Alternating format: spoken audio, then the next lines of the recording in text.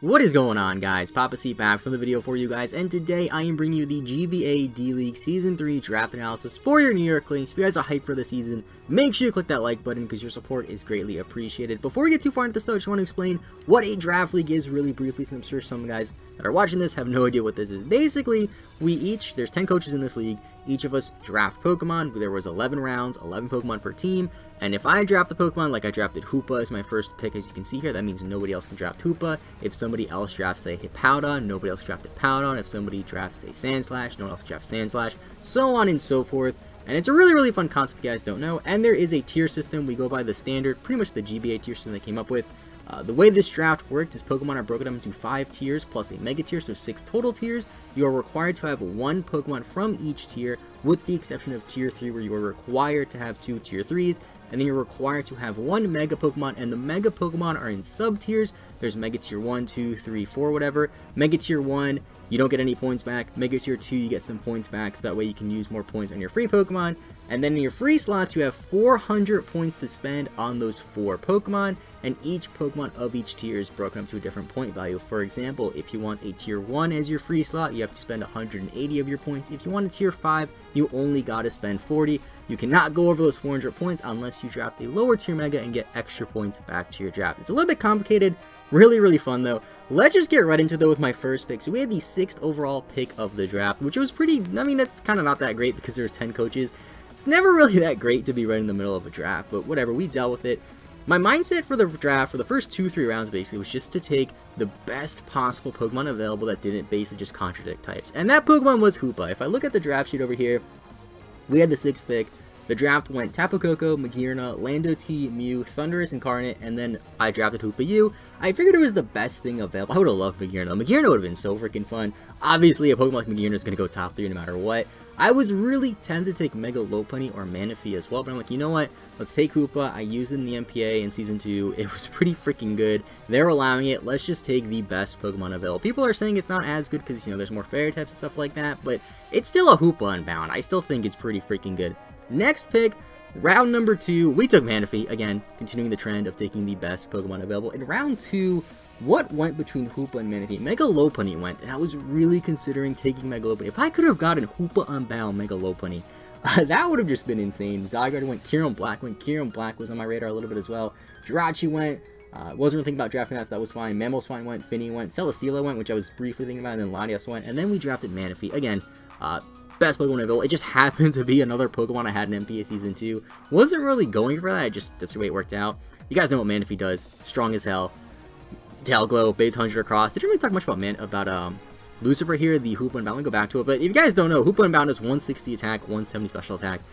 Pretty good. Quad weak to bug, we don't talk about that, but Hoopa Unbound, Manaphy is my first 2 picks. Definitely 2 huge offensive threats. For my 3rd pick, I really wanted a fairy type because I figured in past draft leagues, one thing that really screwed me over was not really having the most reliable fairy type. I don't think I've ever really had a Tier 1 or Tier 2 fairy type, with the exception of one season of the Pidgeot where I had Mega Diancie.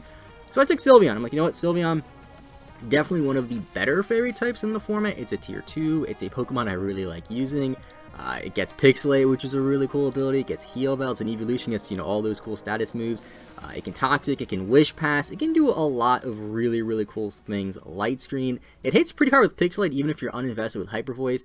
Definitely a fun Pokemon to have, especially defensive as hell. Even can be physically defensive, sort of. Not really. Definitely a Pokemon I was very happy to draft. I just wanted my fairy type as quickly as possible. At this point, too, I'm pretty sure I was set on taking Donphan here, because Donphan is the Pokemon that always eludes me in draft leagues. I always want to draft Donphan, because I feel like it's my favorite Rapid Spinner, if I'm being honest. It's a ground type, great Pokemon.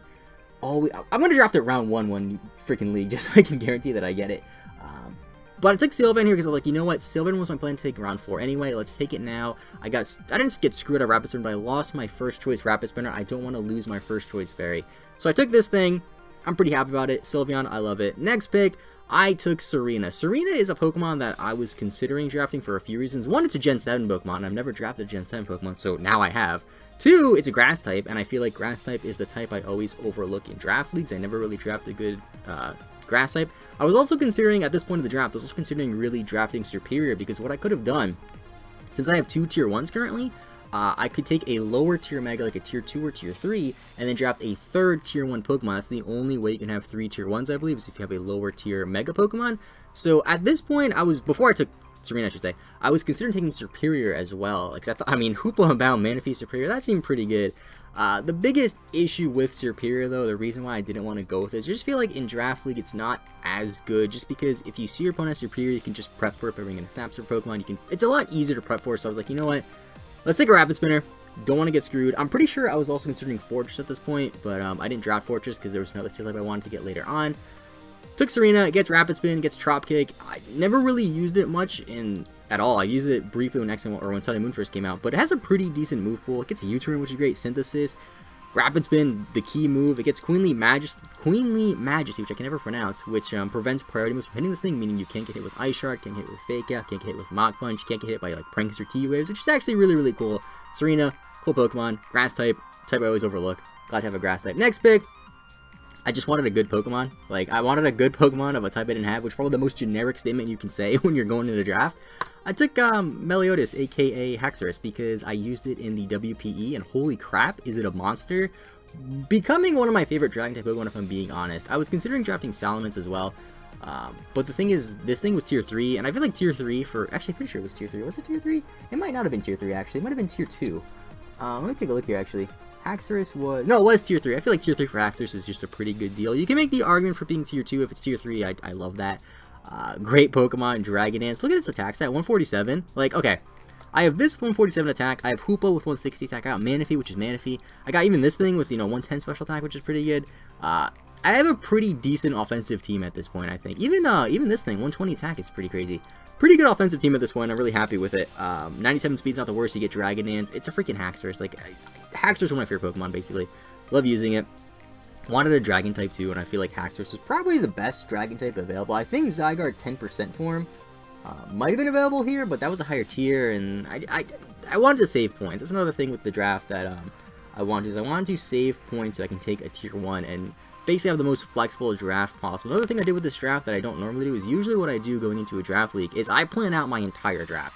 From round 1 to round 11 or whatever, I planned it out, I have backups, whatever, and I just go with that plan. And this plan didn't really have a plan. I just basically I had a general idea. First 2 rounds, take the best things available, essentially. Take a good wall core, and just take stuff to fill in the gaps from there. And that's basically what I did. I got my 2 offensive threats, started my wall core a little bit, and then, as you can see, the rest of the draft sort of fixes everything and finishes it out. That's Haxorus, aka Meliodas. Next up, I took Minior, which I don't have a nickname for. Everyone else has a nickname. I couldn't think of one for Minior. Maybe it's like Starburst or something generic like that. But, I'm not too sold on this pick. One of my assistant coaches, Dom, is really, really high on Minior. He loves Minior. It's not a bad Pokemon, don't get me wrong. It's tier 4, which I think for tier 4, Minior is not a horrible pick. At round, what was this? Round 1, 2, 3, 4, 5. At round 6, it might be a little bit earlier than it should have been taking it. But, I don't know. I figured I took it. It's a rock type. Don't have a rock type. It gets Shell Smash, which is cool. 120 speed in its Shield Downs form, which is kind of cool. 100 in both attacks. Shell Smash gets U-turn and Stealth Rocks, which is kind of neat as well. I was really, really considering taking Lycanroc Day instead because I just love Lycanroc Day. And Lycanroc Day is also a rock type, which can just set up rocks. It can't go for U-turn, but it can set up rocks, which is what I really wanted. I would have done another Stealth Rocker too. I guess Minior's not the best option for Stealth Rocker, but I took it. We'll see how it works out. Never used Minior before. So let's just see. Next up, I took my Mega, and I took Mega Pidgeot, a tier 2 Mega. I got, I think, 40 points back for this because of the way the tiers work. This was a little bit of a panic pick. I've realized, as we went through this draft analysis, I've realized I took a few things a little bit too early. I feel like, Tsareena at round 4 was a little bit earlier, but then again, I took it because I didn't want to get screwed out of a spinner. Sylveon at Sylveon at round 3, I don't think it's that early. But Minior at round 6 or 7, whatever it was, might be a little bit early. But anyway, I took this a bit early because I actually kind of panicked a bit because some other coaches were messaging me asking what Mega I was taking, and they were making it seem like they were taking a tier 2 Mega. And I'm like, you know what, let's just take the Mega now, because I could have taken other tier 2 Megas. Like, I could have taken, what is it? I could have taken my favorite Mega, actually, which is Aerodactyl. But I was like, you know what, I don't want another Rock type. I don't want to draft 2 flying Rock types back to back. I think that'd just be silly. If I drafted Lycanroc, maybe I would have taken Aerodactyl here, but I took this thing. It has no guard, 121 speed, it's pretty fast, 135 special attack, pretty okay coverage too. You got Heat Wave, you got Hurricane, Hidden Powers if that counts, no guard if I said that. Goku, the Pidgeot, happy with this pick. It's U-turn as well. and it's fast. So I don't know, it just hits hard. I feel like it fit the team pretty well, because at this point I feel like I have mostly physical attackers. That's a lie, actually. I don't have mostly physical attackers. I'm pretty mixed, I should say.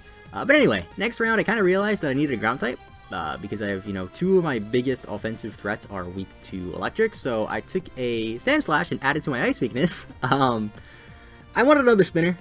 Gets spin, gets rapid, gets rapid spin, gets stealth rock, which is great. Knockoff, it's pretty bulky. It's really not that bad for a tier 5. Like, I don't think it's that bad. I really like Sandslash. It's a Pokemon I've always, I don't always consider drafted, but I've considered drafting multiple times in the past and just never have. I know I have it, and I like it. You know, it gets Sand Veil and Sand Rush, which I can't really utilize unless I go against a Sand team, but I don't think T-Tar, Hippowdon, or Gigalith were drafted. So unless somebody wants to just go for a random Sandstorm or a Z Sandstorm, then his abilities are useless, but it does the job. I just want it for Rapid Spin. I got 2 Rapid Spinners now. I have a Defogger. Actually, I have a Defogger in Pidgeot, which I probably will never use. Another Defogger at my next pick, so this is great. Next pick, though, I wanted a Steel type. This was the tier 1 I was waiting for. At this point, there were a few other people that could have possibly taken tier 1s, and I was like, you know what, let's take my tier 1 now, because this is the best possible tier 1. Terrakion was still available too, was considering that, but I'm like, you know what, Terrakion's another rock type.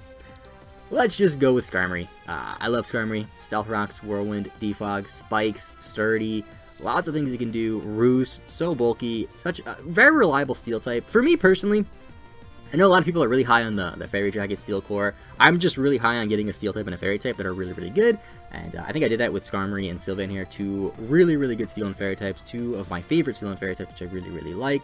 Another type, this is kind of a weird thing. I always like having a flying type, so I got another flying type in Skarmory here. I got a flying type in Pidgeot. I don't know why I really like flying types.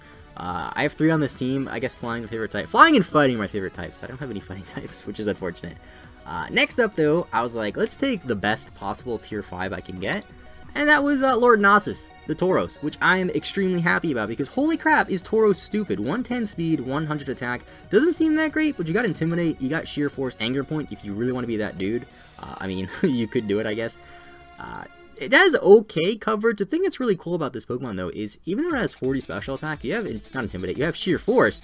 So you can use things like Fire Blast and Ice Beam to your advantage, because even an Ice Beam with 40 special attack with Sheer Force will do a good amount of damage to things that are weak to Ice, which I'm really happy about. And it's just Tauros. I saw Skylar use it in the NPA, and although he didn't do too well, Tauros was definitely one of the high points of his NPA career, so I figured, let's take Tauros. One of the best tier 5s in my opinion. It's a second normal type, actually. I kind of forgot that Pidgeot was a normal type too, but who cares? We got Lord Nasus, the Tauros. Pretty happy about that. And then my final pick. This pick was weird because I wanted an electric type, right? I really wanted an electric type. Was looking at Zebstrika, was looking at Lantern. Lantern was just too slow. It's an ice resist, which is nice. Another thing I wanted was an ice resist. And I figured Rotom-Frost was probably the best possible thing. I really like having Rotoms on my team. I've noticed that the teams I've had the most success with have Rotoms on them, whether it's Rotom Wash, Rotom Cut, or Rotom Heat. Never used Rotom-Frost, so I figured, let's draft it. I'm pretty sure I've used every single Rotom in a league except for the base Rotom Ghost form, which is kind of cool. So I took this thing, has Levitate, it's an electric type, only 86 speed, but it can be Scarfed a lot, and I feel like Scarf Rotom is great. Gets Will-O-Wisp, Blizzard. It's also my Z-Captain, which I'll talk about in a minute there, because I didn't really explain how Z-Captains work, but it's a Rotom, one of the worst Rotom forms for sure, but at tier 5, it's an Ice Resist, Electric type. I feel like it fits the team pretty well, and I feel like it could definitely do well for us in the future. So to explain the Z-Captain thing a bit, this is a little bit confusing as well with the points, but I think it's a really cool idea. Basically, the way the Z-Captains work, and I'm looking at the doc here so I don't mess this up, is you get 100 points to spend on your Z-Captains, right? And the way that works, why can't I find the right sheet? Alright, I just have to find the thing that explains how Z moves work. Basically, the way this works, there's a Z budget system. You have 100 points to spend on your Z-Captains. What this means is, if you want to have a tier 1 Pokemon as a Z-Captain, you have to spend 80 points. If you want a tier 2 Z-Captain, you have to spend 60 of your 100 points. Tier 3 is 50 of your 100 points. Tier 4 is 40 of your 100 points, and Tier 5 is 20 of your 100 points. And you're also not allowed to have more than 3 Z-Captains, so you can't just draft 5 Tier 5s and have 5 Tier 5 Z-Captains. You can't do that. But what you can do is have a Tier 1 Z-Captain and a Tier 5 Z-Captain. So I think Manaphy is my first Z-Captain. I figured if you look at this team, right, like what are the best options for Z-Captain users? Hoopa, Manaphy, that's really it. You know, for tier 5s, maybe Tauros and Rotom could be okay. But I was like, you know what? Let's go with Manaphy. just because Z Rain Dance is really good. It gets hydration. It can boost its speed with Z Rain Dance, which is great. It can just go for Z Ice Beam for a strong attack if I really need it. And Manaphy is a pretty good Z captain in my opinion. Now, since I picked Manaphy a tier 1 as my Z captain, I spent 80 of my 100 points. I had 20 points left, meaning I had to pick between Tauros and Rotom-Frost here. Now, I was really considering picking Tauros just because it has pretty good coverage. Like, physical and special has good coverage with Sheer Force. You got Fire Blast, you got Rock Climb and Body Slam because Sheer Force boosts them. You got Earthquake, you got Outrage if you really want to run that. You got Thunder, you got Surf, you got Zen Headbutt, Wild Charge. Pretty good moves here. The reason why I didn't pick it, I was talking to Greg about this, who's another D-League coach, is the thing with Tauros is with Life Orb and Sheer Force, you hit really hard anyway, so do you really need to run a Z move on this thing? It's not like Tauros gets any good like status Z moves that I can think of. I mean, I'm sure there's at least one, but there's really nothing too crazy here when it comes to status Z moves that I can really look at. So I figured let's pick Rotom as my Z captain, because Rotom, Z Blizzard is just good, you know, offensive ice type with, you know, a Z move that's base 110, a Z move of a move that's 110 attack, or 110 damage is pretty freaking good. It's a Rotom, it gets Z Snatch, which could be kind of cool. It gets Z Rain Dance and Z Sunny Day, Z Thunder if I just want to go for damage. I'm not sure what Z Pain Split does, but I feel like that's good. Z Will-O-Wisp, it gets Z Trick if you want to boost your speed. I mean, there's options here. There's definitely options here, and I feel like Rotom could be a pretty nice Z captain. Although it's a tier 5, I feel like giving it that Z Crystal definitely helps it out a bit, which I think you could say about most tier 5s. You know, the fact that I feel like most coaches picked a tier 1 and a tier 5 as their captains, I can't really tell. But I feel like that was probably the best way to go about it. Looking at this team, actually, Don Fanic actually has Volcarona, Electivire, and Floatzel Z captain. That's kind of scary having 3 Z captains. But yeah, looking at the team, it seems like 1, 2, 3, 4, 5 out of the 10 coaches picked a tier 1 and a tier 5. So it should be definitely interesting how the Z captain role works. I think it's one of the better ways to go about it. Granted, I have not actually had any battles yet, but I think this is definitely better than just having any Pokemon be a Z captain. That was a little bit too crazy that we did in the MPA. I know some other leagues do it where like you can pick any 3 mons to be Z captain. That's kind of cool as well, but I think this is the best way because can you imagine if like, I don't want to spoil anyone else's teams, but looking at my team, can you imagine if we just picked any 3 Z captains we want and I had like Z Haxorus, Z Manaphy, and Z Hoopa? That'd be kind of stupid, but anyway, that's pretty much it for my draft analysis. Let me know what you think of the team in the description below. Keep rooting for your Klinks. Next week is week 1. We take on Aster J, coach of the Montreal Habsels. Definitely looking forward, almost said Hasbros. Definitely looking forward to that. So keep rooting for your Klinks. I will see you guys next time. Have a good rest of your day. Thank you so much for watching, and bye-bye.